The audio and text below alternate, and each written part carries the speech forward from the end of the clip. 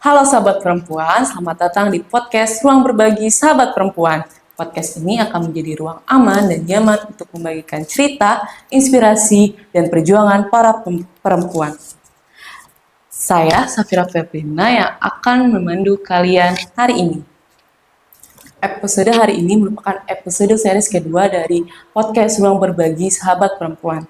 Yang dimana episode sebelumnya kita sudah membahas tentang rekam jejak cahaya perempuan Bengkulu dalam mendampingi dan menyuarakan hak kesehatan reproduksi dan seksual, dan juga mendampingi dan menyuarakan tentang isu kekerasan seksual pada perempuan. Nah, melanjutkan diskusi pada episode sebelumnya, dalam rangka memperingati Hari Kartini, yaitu pada tanggal 21 April lalu, tema hari ini kita akan sangat penting dan relevan loh teman-teman, yaitu Kartini masa kini untuk pemenuhan hak kesehatan seksual dan reproduksi perempuan. Yang dimana narasumber kita hari ini yaitu Kak Juniarti Bormansyah, yaitu sebagai koordinator program Cahaya Perempuan Bengkulu. Nah, tema ini mengajak kita untuk melihat loh teman-teman, melihat bahwa perempuan masa kini bukan hanya bagian dari sejarah perjuangan, tetapi juga aktor utama untuk memahami, menjaga, dan memperjuangkan hak atas tubuh, dan juga memperkuat kesadaran bahwa perjuangan telah dirintis dari sebelumnya dan harus terus dilanjutkan oleh perempuan masa kini dengan keberanian dan pengetahuan yang lebih kuat. Oke, sebelum kita akan lebih lanjut lebih dalam, bersama narasumber kita Kak Juniarti atau Kak Jun. Selamat siang Kak Jun. Selamat siang Pira. Apa kabar hari ini? Alhamdulillah saya sehat walafiat, tidak ada kekurangan satu apapun. Sehat saya. Masih hadir di sini diundang oleh Pira dan saya perempuan untuk berdiskusi bercerita di sini. Alhamdulillah. Udah sarapan Kak? Sudah mau makan siang juga. Pira Iya sih, gimana? udah jam 11. Sudah makan? Sudah Kak. Ini Kartini. Kita ini kan Kartini masa kini? Iya benar. Saat ini perempuan muda Kartini masa kini. Iya, saya Kartini X. Kartini X. Iya. Saya Gen X, kamu Gen Z. Ya. X sama Z bertemu jadi Y. Oke, Vera. Ya. Oke. Sebelum kan episode sebelumnya itu kita membicarakan tentang rekam jejak cahaya perempuan. Dimana Kak Juniarti juga sudah lama ikut bekerja di Cahaya Perempuan dulu.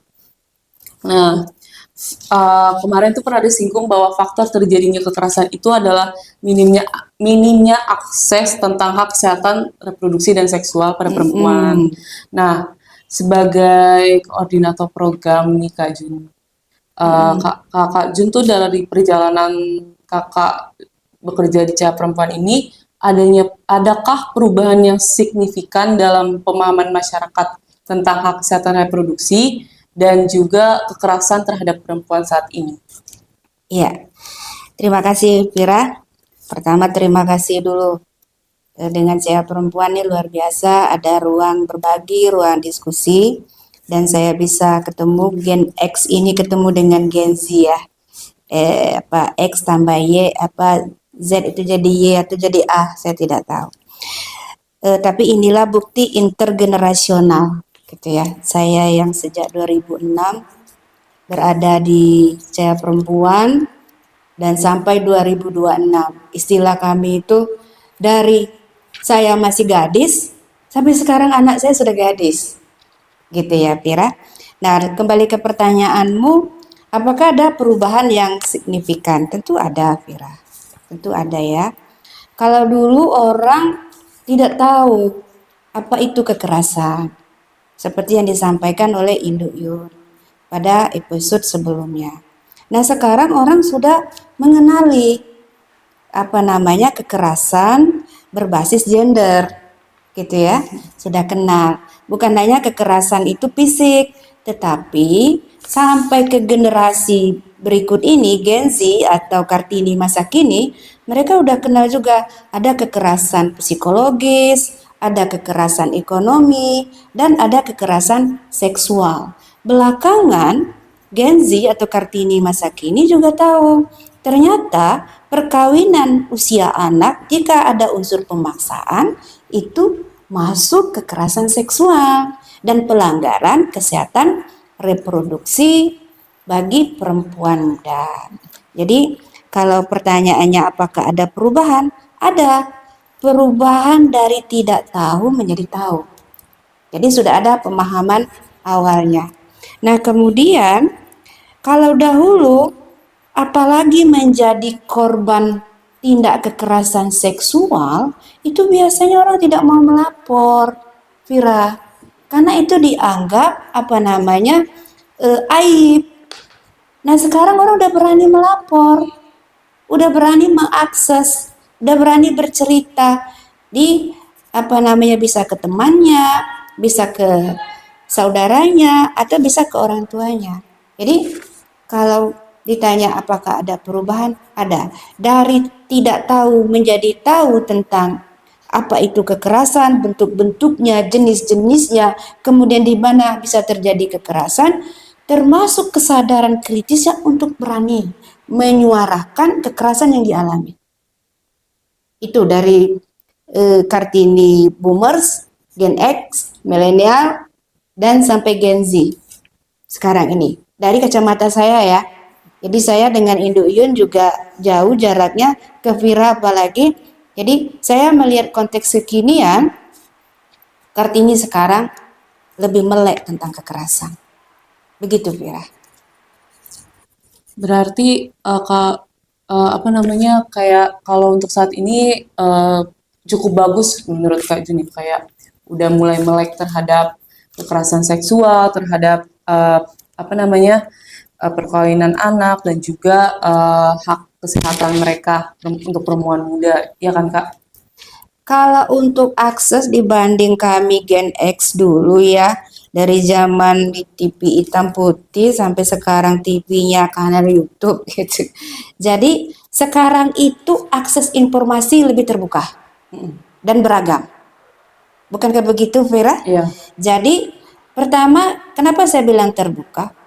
Perempuan muda Kartini masa kini lebih gampang mengakses informasi dibanding Kartini terdahulu. Kanal media sosial itu terbuka luas untuk akses informasi ya.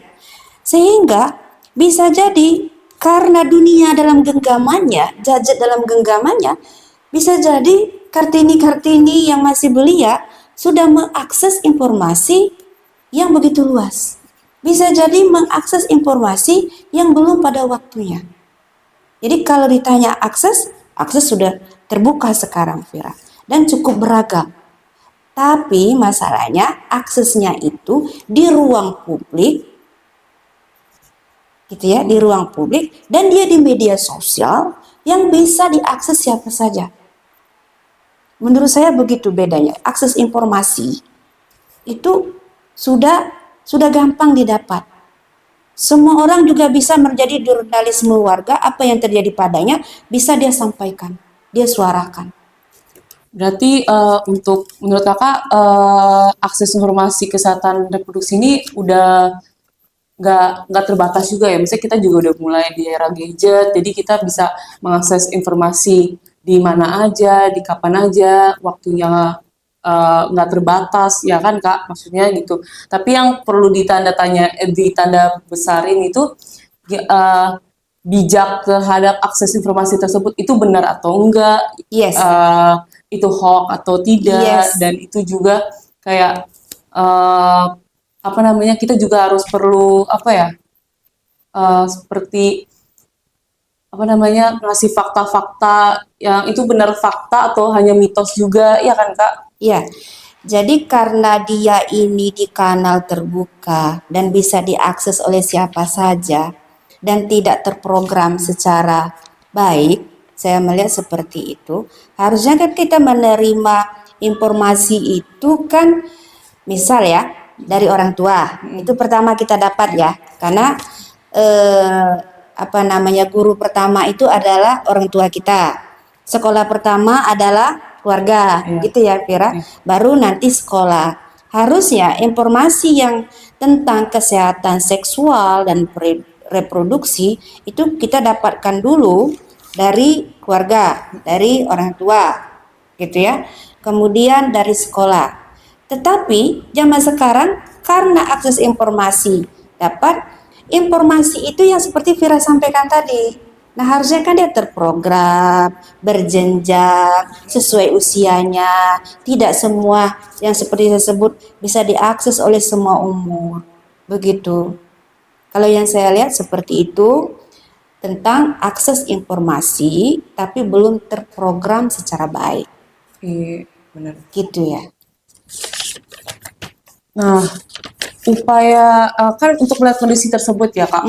Nah, apa aja sih langkah atau upaya yang dilakukan cewek perempuan sebagai kakak koordinator program cewek perempuan saat ini dalam meningkatkan pemahaman HKSR di kalangan perempuan muda kayak seperti itu Kak?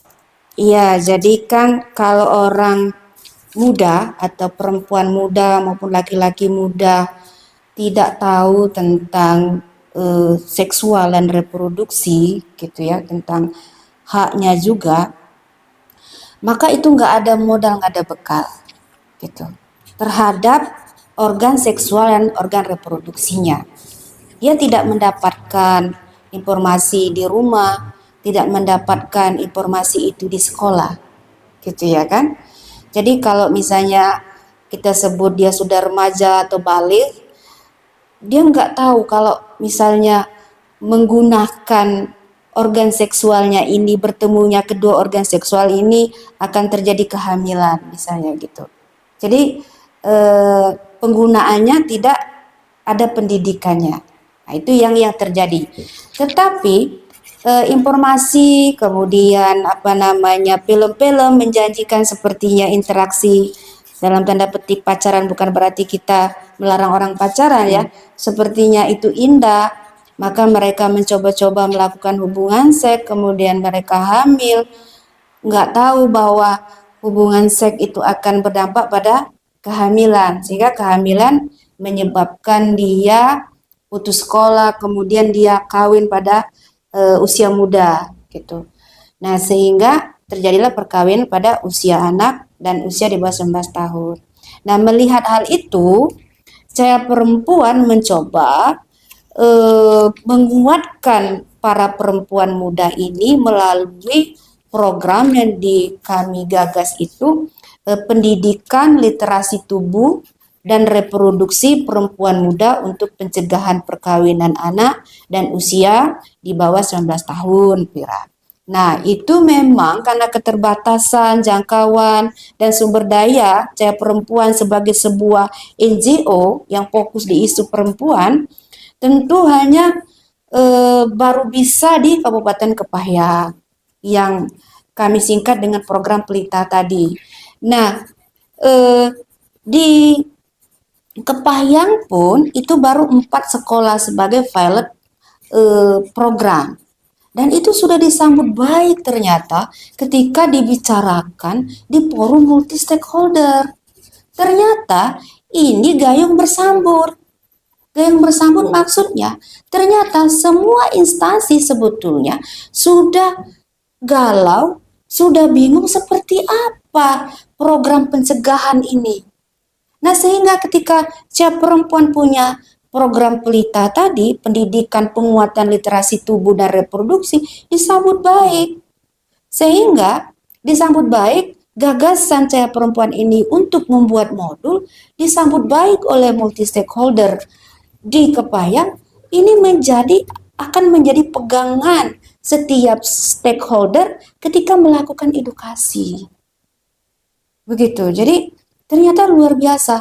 Bahkan di KNAS bilang, bagaimana kalau kita MOU saya perempuan untuk melakukan pencegahan kehamilan yang tidak diinginkan, pencegahan supaya tidak terjadi putus sekolah.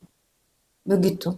Nah, jadi kalau pertanyaannya upaya apa yang dilakukan oleh saya perempuan, yang dilakukan saya perempuan adalah melakukan pendidikan literasi tubuh dan reproduksi perempuan muda untuk pencegahan perkawinan anak dan usia di bawah 11 tahun di Kabupaten Kepahyang dilakukan di 4 sekolah sebagai pilot program, kemudian melakukan diskusi dengan multi stakeholder. Selanjutnya ada pembuatan modul atau panduan untuk melakukan literasi terhadap perempuan muda dan laki-laki muda di Kabupaten Kepahyang. Alhamdulillah disambut baik, responnya sangat positif di Kabupaten Kepahyang. Begitu Vira. Berarti dengan adanya program Pelita ini menjadi suatu program yang bertujuan untuk pencegahan itu ya Kak, pencegahan perkawinan anak dan untungnya disambut baik oleh sekolah, masyarakat, dan berarti emang masyarakat itu menunggu ya Kak, menunggu untuk ada sesuatu yang masuk ke mereka gitu, edukasi, dan ternyata kita sebagai saya perempuan itu datang ke mereka dan diterima baik oleh mereka, gitu ya Kak. Emang perlu ya, pendidikan itu emang sangat perlu, apalagi untuk perempuan, untuk laki-laki. Menurut Kakak juga nih, bagaimana peran generasi muda? Tadi kan kita ngomongin kalau upaya Kakak, dan kita peran generasi muda nih, generasi aku, khususnya perempuan muda, dalam melanjutkan perjuangan yang telah Kakak rintis sebelum-sebelumnya atau teman-teman Kakak rintis sebelumnya terkait pemenuhan HKSR dan pencegahan kekerasan. Iya, ini memang harus berkesinambungan, berkelanjutan, jadi tidak hanya ada di tangan Kartini-Kartini yang lama ini, harus di tangan Kartini Gen Z, Gen Alpha, dan Gen seterusnya ya. Jadi dari program Pelita ini harapannya Vira dan kawan muda sekalian, pertama ada ada konselor sebaya. Jadi mungkin mau cerita ke orang tua sungkan dan segan. Apalagi mau cerita ke guru. Gitu ya. Jadi mereka menjadi konselor sebaya. Jadi harapannya Kartini Gen Z, Gen Alpha bisa menjadi konselor untuk temannya. Bisa menjadi bahu untuk temannya. Ya. Bisa menjadi tempat cerita bagi temannya. Itu dulu. Jadi sehingga dia tidak curhat pada dinding. Apalagi curhat pada rumput yang bergoyang. Jangan. Nggak akan ada jawabannya. Itu satu ya. Diminta peran bagi generasi Z ini dan generasi seterusnya. Yang kedua, selain sebagai bahu sindiran bagi temanmu, ya, selain tempat curhatan temanmu, harus bisa sebagai convener, mengkampanyekan, menyampaikan pesan-pesan baik yang didapat, yang informasi baik dari program Pelita ini ke lingkungan sekitar. Sampaikan ke keluarga dulu. Sampaikan dengan circle-nya, kalau bahasa sekarang. Frekuensinya, ya, gengnya, begitu ya. Sampaikan sebagai campaigner. Baru terakhir, walaupun katanya konotasi kata provokator ini lebih kepada konotasi jelek, tapi harapannya bisa menjadi provokator. Memprovokasi orang supaya melek tentang hak kesehatan seksual dan reproduksi perempuan muda. Supaya tidak ada lagi yang salah penggunaan organ seksual belum pada waktunya. Agar tidak ada lagi perkawinan usia anak.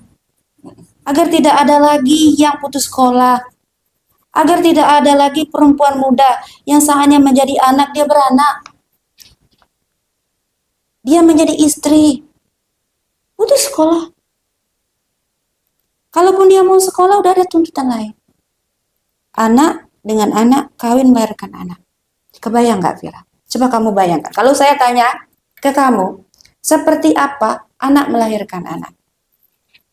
Silahkan jawab dengan Kartini sekarang. Sangat, teman-teman, itu sangat-sangat tidak bisa dibayangkan ya teman-teman. Karena kita sebagai anak, kita harusnya tetap kita tuh ada di masa kita tumbuh, belajar, mencoba hal-hal baru,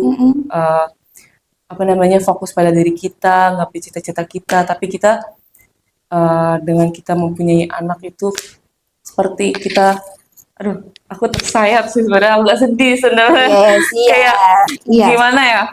Seharusnya di masa kita untuk nyari jati diri kita harus mengurusi anak, Harusnya mengandung, bermain, iya, sudah mengurus rumah tangga. Iya, harus mengurus rumah tangga.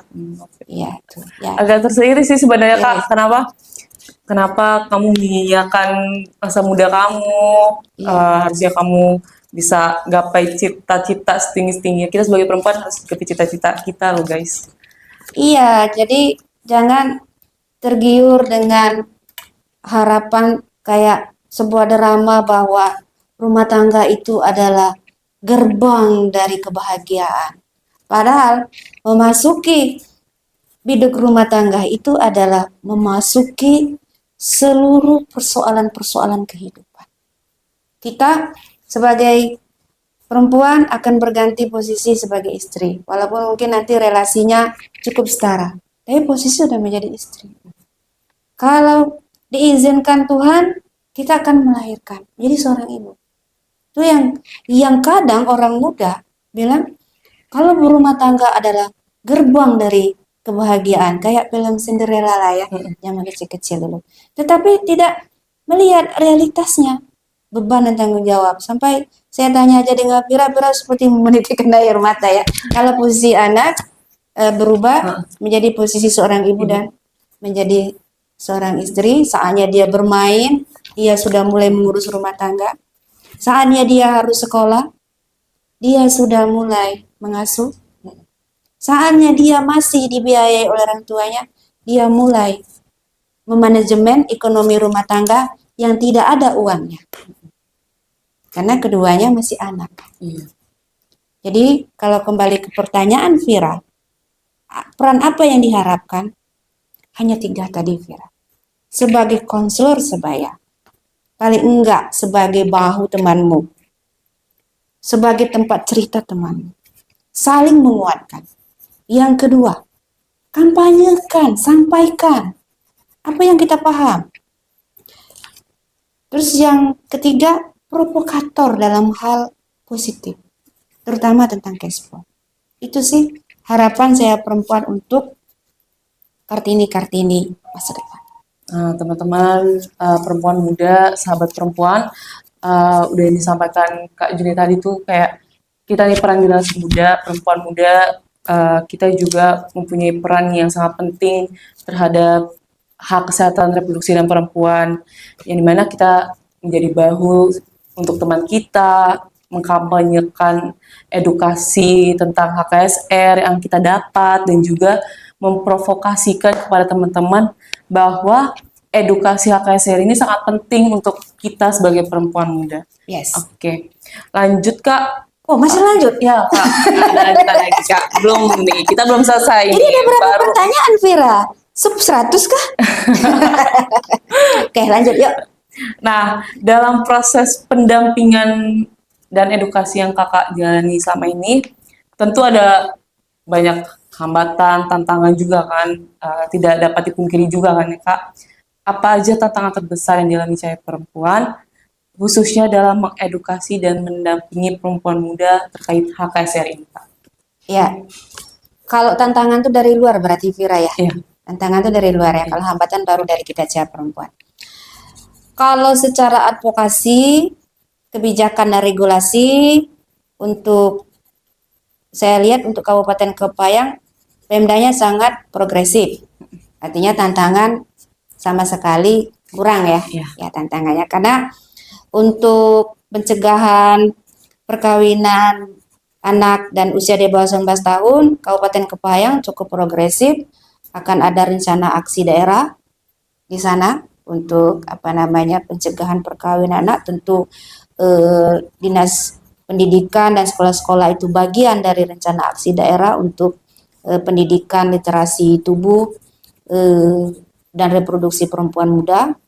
Itu yang kedua, pemerintah Kabupaten Kepayang, Vira, kemarin sudah melakukan rapat harmonisasi dengan Kementerian Hukum untuk rancangan peraturan Bupati tentang pencegahan perkawinan anak usia di bawah 19 tahun. Kemudian nanti Perbub itu akan mengeluarkan SK Bupati. Di situ Bupati akan meng-SK-kan tugas-tugas dari para OPD terkait untuk tentu pencegahan perkawinan anak ada kelindannya dengan literasi tubuh dan reproduksi perempuan muda. Nah, kembali ke pertanyaanmu, apakah ada tantangan di perempuan muda? Iya. Perempuan muda merasa tidak pentinglah belajar literasi tubuh. Karena mereka, seperti yang kita diskusikan tadi, menganggap informasi itu gampang diakses. Mereka udah tahu semua kok tentang tubuhnya. Tapi penggunaannya, dampak buruknya yang diabaikan. Itu satu. Kemudian, perempuan muda, kalau misalnya sudah terlanjur melakukan hubungan seks, ya, kemudian hamil, menurut pengakuan para guru, sudah hamil besar baru mengaku. Kita bisa apa? Dia melakukan hubungan seks, tapi keterbukaannya juga nggak ada. Gitu. Harusnya kan dia ngomong dengan mamanya. Karena saya bilang nggak ada temannya yang bisa jadi sandarannya, nggak ada. Temannya untuk tempat dia cerita nggak ada. Jadi ketika dia tidak bisa lagi menutupi, baru dia cerita. Jadi sehingga kadang sudah 7 bulan KTD, baru tahu orang tuanya kaget. Ada juga cerita, dia ujian akhir, nggak ikut. Tahu Vira kenapa nggak ikut? Dia melahirkan, dia hamil, dia kawin. Itu tantangan, gitu. Tantangannya di situ. Orang muda ketika dia mengalami persoalan dengan seksual dan reproduksinya, dia nggak terbuka. Itu tantangan terberat. Oke lah kalau dia nggak ngapa-ngapain.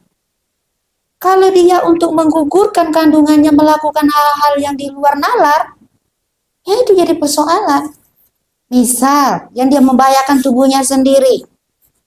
Minum minuman yang beralkohol. Makan tapai. Apalagi yang bersoda. Itu kan membahayakan tubuhnya. Atau dia berurut, atau dia jumping. Terjadi itu. Kemudian bukan kita nggak mendengar berita. Ada yang melahirkan di Semak. Ada yang di mana. Itu yang tantangan terberatnya. Keterbukaan dari, saya nggak bisa menyebutnya apa itu. Mungkin Vira yang bisa menyimpulkan. Itu tantangan kita.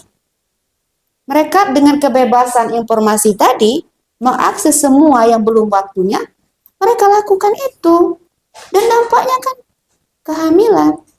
Kemudian dia terjebak pada hubungan seks dengan teman laki-lakinya. Itu tantangan. Menurut Vira tantangan nggak itu? Iya sih, mungkin dari kita sebagai perempuan muda juga udah ngakses banyak informasi, jadi kayak kita jadi so tahu ya, mungkin ya, jadi so tahu terhadap diri kita, padahal kita juga nggak tahu apa-apa kan sebenarnya. Jadi kita kadang suka salah ngambil langkah sampai akhirnya kita kebablasan. Nah, tadi kan kita singgung soal keterbukaan ya Kak. Mungkin apakah ada kasus dia tuh takut terbuka? Mungkin karena kan kasusnya karena tadi kan dia udah hamil besar, terus dia baru dia ngomong. Nah, karena kurangnya keterbukaan. Mungkin karena dia takut untuk bicara. Yes. Biasanya. Iya. Nah itu gimana Kak? Maksudnya kayak perlu seperti apa edukasinya kayak? Iya, jadi tadi kita diskusikan harus ya sekolah pertama bagi anak itu keluarga. Sepakat, Vera? Sepakat. Sepakat sebagai orang muda. Guru pertamamu orang tuamu kan? Iya. Ya. Yang mengajari tentang apa saja tubuhmu ini, Iya. gitu. Kamu tahu kamu perempuan dari orang tua toh? Iya. Kira kamu ini perempuan nak. Kira kalau kamu perempuan pakai pakaian ini nak. Kamu warna dominannya ini nak. Yang membentuk kamu orang tuamu kan? Betul nggak? Betul. Nah, harusnya komunikasi antara orang tua dengan anak itu jalan. Vira, nyambung. Tapi kebanyakan karena pondasi dari rumah tangga itu nggak kuat dan kebanyakan orang tua juga mau kawin gitu ya, mungkin aku agak apa ya, bahasaku ini kurang baik lah ya, mau kawin mau nikah tapi kayaknya belum siap untuk menjadi orang tua. Kalau penglihatan saya seperti itu. Nah, sehingga dia ketika melahirkan anak dia juga bingung mesti mengedukasi anaknya seperti apa. Apalagi kalau yang kawin pada usia anak. Dirinya aja belum selesai, dia udah menjadi posisi sebagai ibu, sebagai ayah, sebagai bapak gitu. Nah, komunikasi di keluarga itu yang tidak jalan. Sehingga kayak berjarak. Anak tertutup. Bahkan katanya anak sekarang siapa yang pertama di hidden untuk story-nya adalah ibu bapaknya. Kalau orang lain mungkin sedunia dia ajak berteman di medsos. Hanya 2 orang yang dia tidak ajak berteman, ayah ibunya. Kalaupun dia, nah kamu senyum jangan begitu. Jangan-jangan pas mau story mau apa, yang dunia boleh lihat. Hanya 2 orang yang di hidden. Siapa itu? Ibu ayahnya. Nah, siapa tuh teman-teman yang sering kayak gitu? Ayah, aku. Terus terjadi sesuatu, belum cerita kepada orang tuanya. Cerita ke dunia dulu kan? Harusnya cerita ke siapa? Ke orang tua dulu. Nah, dilalanya orang tuanya gitu. Bukan sibuk memperhatikan anaknya, sibuk memperhatikan medsosnya. Anaknya malas berkawan dengan mamanya. Mamanya 7 kali status dalam sehari, melebihi tawaf. Gitu, Vira. Jadi masalah ketakutan iya, karena komunikasi antara anak dan orang tua tidak terbangun secara baik. Orang tua bukan sebagai guru, bukan sebagai role model bagi anak. Sehingga anak berjarak dan mau ngomong apa, takut. Orang tua mungkin ekspektasi boleh tinggi, tapi jangan tinggi-tinggi amat. Aku ini nak S3, berarti kamu harus nanti S4, jangan.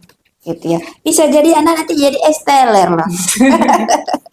Gitu, Vira. Ya. Iya. Karena ketakutan tadi, dia simpan nggak berani. Nggak berani iya kalau misal dimarah dengan omongan. Saya dengan mata kepala saya sendiri ini kejadian pas dia KTD, dia bilang ke orang tuanya, dia nanggung loh, dijambakin emaknya. Iya, mamanya marah gitu. Jadi saking kesalnya jadi dijambakin lah, saya udah kasihan, cuman mau gimana lagi lah ya. Tapi zaman dulu, kalau zaman sekarang nggak boleh lagi begitu. Mungkin masih ada tapi tidak terbuka ya. Gitu. Begitu, Vira. Bisa ada pertanyaannya? Tadi kan tantangan nih, Kak. Hambatan nih belum jawab. Oh, tadi sama hambatan? Iya. Kalau hambatan saya perempuan, karena saya perempuan ini kan punya keterbatasan sumber daya dan sumber anggaran untuk menjangkau seluruh perempuan muda di Provinsi Bengkulu. Apalagi mau di Indonesia. Maka yang dilakukan hanya pilot program. Untuk pendidikan literasi tubuh dan reproduksi ini hanya di 4 sekolah di Kabupaten Kepahyang. Jadi hambatannya hanya itu.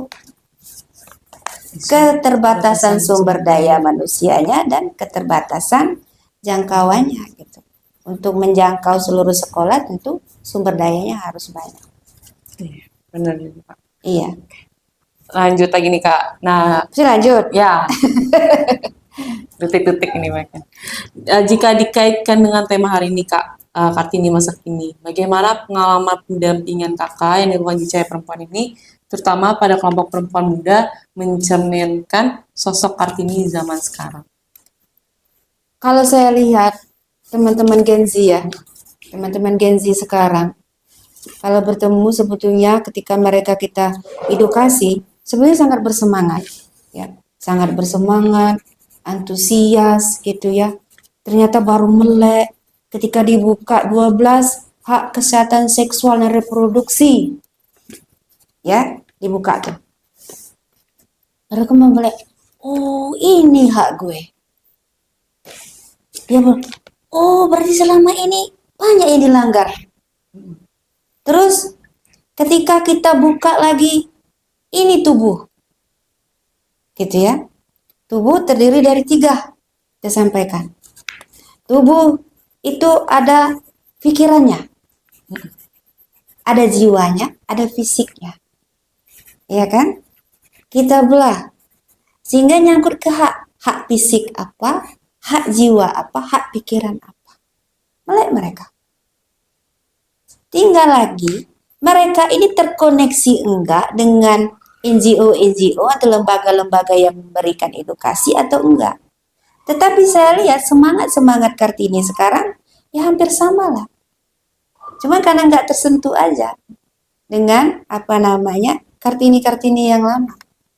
Tapi kalau berdasarkan pengalaman kami ketemu dengan perempuan muda, ketika dibuka pendidikan kritisnya, dia sadar. Dan hampir semua menjadi convener. Gitu. Mereka bisa berkampanye. Dan sedikit-sedikit udah naik tingkat akan menjadi provokator. Jadi untuk Kartini-Kartini sekarang saya lihat nggak ada persoalan di mereka, persoalannya hanya akses mereka terhadap lembaga-lembaga atau institusi untuk penguatan mereka. Nah yang mereka banyak akses ini kan sekolah, betul nggak? Iya, benar. Hampir 70% waktu orang muda ada di sekolah, betul nggak Vera? Benar. Ya gitu kan, 30%-nya baru dia untuk mainnya, untuk istirahatnya, untuk orang tuanya. Nah harusnya di sekolah-sekolah sudah ada pendidikan literasi tubuh dan reproduksi perempuan muda dan laki-laki muda. Harusnya begitu. Sehingga Kartini-Kartini zaman kini melek dan punya kesadaran kritis terhadap tubuhnya dan hak-haknya. Begitu, Vera. Jadi menurut Kakak kayak perempuan muda saat ini tuh sebenarnya udah terbuka, tapi kayak kurangnya wadah dan akses mereka untuk penguatan edukasi mereka yang didapat itu ya, Kak? Yes, tepat sekali. Tepat yang kamu simpulkan. Tinggal lagi dari pendidikan literasi tubuh ini ada di lembaga-lembaga pendidikan. Tidak lagi dilakukan oleh Cahaya Perempuan. Niatnya seperti itu. Kalau sudah dilakukan di lembaga pendidikan yang hampir orang muda berada di situ, insya Allah lah Kartini-Kartini ke depan akan menjadi apa katanya, tiang negara adalah perempuan, maka tiang-tiangnya akan kuat. Begitu. Semoga perjuangan tersebut akan terus dilestarikan, diteruskan ya, Kak, sama muda. Udah mulai udah mau hampir closing statement nih, Kak. Udah banyak perbincangan dan aku juga banyak pengetahuan dan wawasan yang Kakak dapat. Terima kasih banyak ya, Kak. Sebagai penutup nih, Kak, apa pesan untuk pesan dari kakak untuk perempuan muda di luar sana agar lebih peduli, berani memahami dan memperjuangkan hak atas kesehatan seksual dan reproduksi mereka. Oke, terima kasih Vira, terima kasih Cahaya Perempuan. Pertama, kenali tubuhmu, hak tubuhmu, hak seksual dan reproduksimu, orang muda. Kalau kamu sudah tahu, kalau ada temanmu punya persoalan atau kamu sendiri punya persoalan, maka kembali dan ceritakan kepada temanmu. Itu satu. Menjadi konselor lah. Konselor untuk diri sendiri dan konselor untuk teman sebayamu. Yang kedua, kampanyekan apa yang kamu dapat. Ya, tentang literasi tubuh dan hak-hak kesehatan seksual dan reproduksi perempuan. Yang ketiga, menjadi pelaku atau provokator untuk literasi tubuh dan reproduksi perempuan muda. Agar tidak ada lagi perempuan muda yang putus sekolah karena dia mengalami kehamilan yang tidak diinginkan. Tidak ada lagi perempuan muda yang mengalami kehamilan yang tidak diinginkan karena dia tidak tahu fungsi-fungsi organ seksualnya dan fungsi-fungsi organ reproduksinya. Tidak ada lagi perempuan muda yang menjadi ibu di usia belia, di usia di bawah 19 tahun. Sehingga lahirlah ibu yang siap, yang kuat. Tidak apa-apa tidak punya pekerjaan, tapi paling enggak dia kuat. Kuat secara kepemimpinan terhadap tubuhnya. Itu pesan saya untuk Kartini-Kartini masa kini. Nah, Ya, makasih banyak Kak Jun atas sama-sama. pesan dan kesannya. Nah gitu tuh teman-teman, kita sebagai perempuan muda harus lebih peduli kepada teman dan sekitar kita dan lingkungan kita. Terus mengkampanyekan pendidikan atau literasi edukasi yang sudah kita dapat dan lebih aware fakta-fakta tentang kesehatan tubuh kita.